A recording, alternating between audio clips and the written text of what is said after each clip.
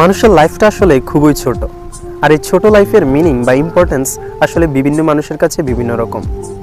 কেউ ঠিক এভাবে ভাবে জীবনটা আসলে খুবই ছোট, এই অল্প সময়ে যতটুকু ভালো কাজ বা পজিটিভ কাজ করে যেতে পারবো সেটা আমার ইহকাল এবং আফটার লাইফ পরকাল দুটোতেই ভালো একটা ইম্প্যাক্ট ফেলতে পারবে।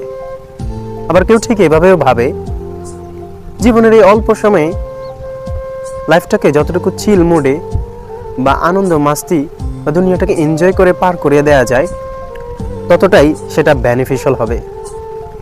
এখন প্রশ্ন হতে পারে, আসলে লাইফের মিনিং বা ইম্পর্টেন্স নিয়ে কারা সঠিক ভাবনায় আছে?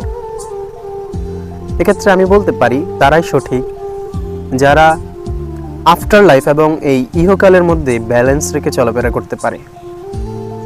তবে সর্বোত্তম হচ্ছে আপনি আপনার আফটার লাইফ বা পরকালের জন্য ইহকালের অনেক বিষয় স্যাক্রিফাইস করতে হবে। তখন অর্থাৎ আপনার পরকালটাকেই বেশি প্রায়োরিটি দিতে হবে। তবে এর মানে এই না যে আপনি দুনিয়াটাকে এনজয় করতে পারবেন না। You can do everything here what you want, but of course you have to do that legally, I mean হালাল ওয়েতে। আর শেষে এটাই বলবো, মানুষের লাইফটা আসলে খুবই ছোট, তবে লাইফের মূল্যটা আসলে অনেক বেশি।